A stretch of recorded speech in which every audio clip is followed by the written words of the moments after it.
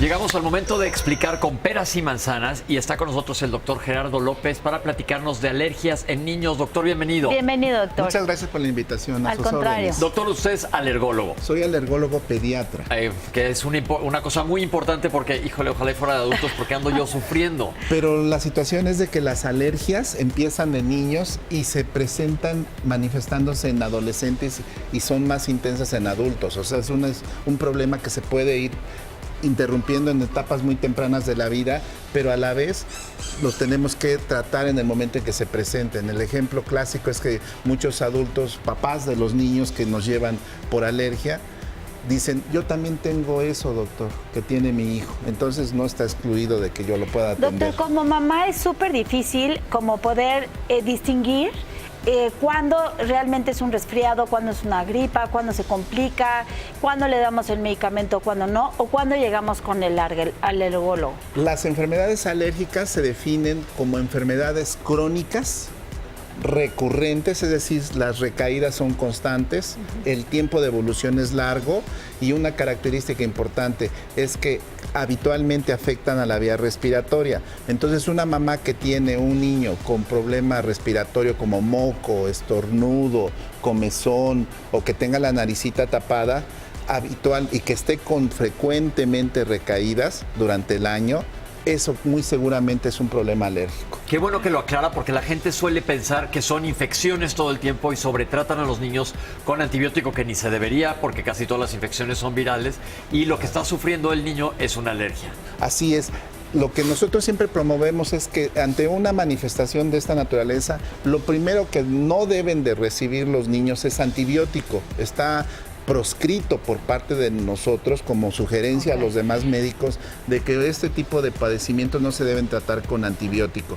Entonces una mamá lo que tiene que hacer es recibir información primero por qué se originó esa alergia. Habitualmente en esa etapa muy temprana de la vida es por alimentos y después por otras sustancias que andan en el ambiente. Ejemplo más frecuente son pólenes o polvo en donde se encuentran caspa de animales o unos animalitos que se llaman ácaros del polvo.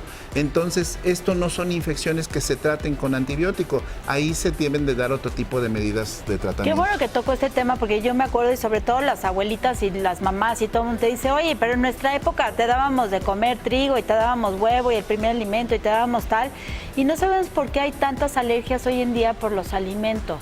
Las alergias se manifiestan en las etapas muy tempranas de la vida, como lo habíamos dicho. 75% de 100 niños, 75 empiezan antes de los 5 años de vida. La más frecuente es el alimento, ¿pero por qué? Porque no dan seno materno. Habitualmente lo que nosotros proponemos como médicos, todos los médicos, no nada más los pediatras, es que la mamá le dé seno materno exclusivo durante 6 meses. Si esto se logra cumplir, seguramente el niño disminuye la posibilidad de tener alergia. Mira qué interesante, esto no lo sabía yo, me hace un punto importantísimo. No, bueno, por eso todo el tiempo estamos insistiendo a la mamá de que no hay mamá que no tenga leche, más bien es una cuestión de postura, es una cuestión de otra índole, pero todas las mujeres estamos capacitadas para dar la lactancia. La otra condición es de que no introducir alimentos sólidos o alimentos que no sean leche antes de los 4 meses. Entonces, la condición es de que entonces queda un puente entre los 4 y los 6 meses en donde el médico puede, de acuerdo a las características de ese bebé, sugerirle si introduce o no un determinado alimento, pero esto bajo prescripción. Pero en términos generales, lo que debemos de sugerir es de que seno exclusivo 6 meses, puro seno materno. ¿Y qué hay de las alergias estacionarias y la rinitis alérgica? Efectivamente, en cuanto a las estaciones, los pólenes son una de las causas más importantes. Claro. Entonces estos habitualmente se presentan durante ciertos momentos del año. Pero ¿qué pasa con un ejemplo? Nuestra Ciudad de México. La Ciudad de México tiene un árbol muy importante que se llama fresno, pero también tenemos otro tipo de pastos. Estos pastos polinizan, sacan sus pólenes entre los meses de julio hasta octubre y el fresno lo poliniza, por ejemplo, desde noviembre hasta marzo. Entonces, si una persona tiene respuesta exagerada hacia este tipo de pólenes, va a estar enferma todo el año. Entonces va a depender en qué tipo de respuesta va a tener exagerada contra alguno de estos elementos y sus manifestaciones estacionales. Pero en México ocurre otra situación importante y como ocurre en todo el mundo, la contaminación.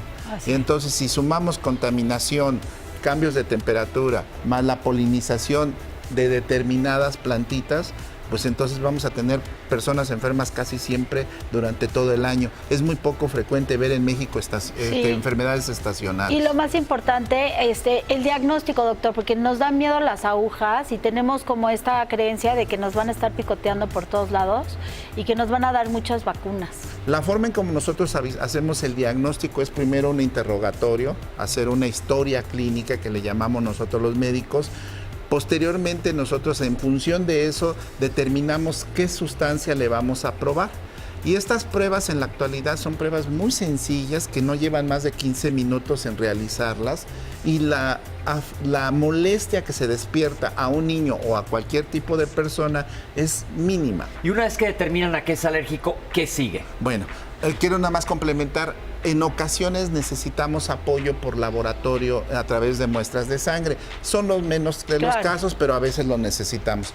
Una vez que se identifica qué sustancia es la que está responsabilizada, se inicia un tratamiento que nosotros le llamamos desensibilización, es decir, le aplicamos progresivamente la misma sustancia a la que esa persona o ese niño responde exageradamente de manera progresiva, desde muy diluido hasta muy concentrada la dosis. ¿Cómo se aplica? Hay dos vías, sublingual, que es una de las más comunes y más ocurridas en la actualidad, y la otra es a través de una aplicación, aplicación con inyección. Esto es muy sencillo, pero cada paciente recibe una indicación específica junto con sus papás de los niños para poder dar la que más recomendamos.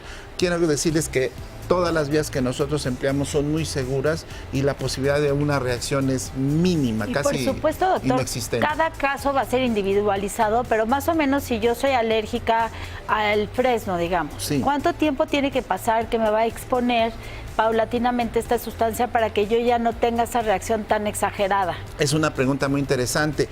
Realmente lo que nosotros siempre proponemos es un rango entre los 3 años y los 5 años. Es decir, habitualmente quedamos un tratamiento de 3 años. Pero esto quiero decirles que el tratamiento es muy exitoso. ¿Por qué? Porque empiezan a tener una vida normal. Dejan de tener recaídas.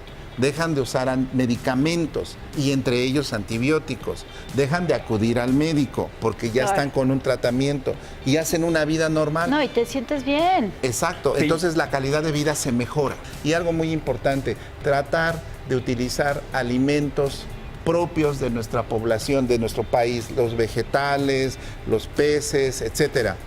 El utilizar comida industrializada es lo peor que nos está pasando en este momento, porque la obesidad junto con las alergias es un problema de salud pública mundial.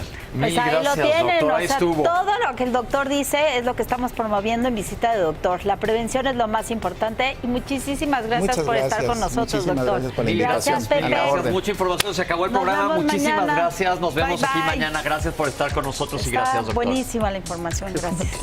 Visita de Doctor, lunes a viernes, 1:30 p.m. Participa en Imagen Televisión.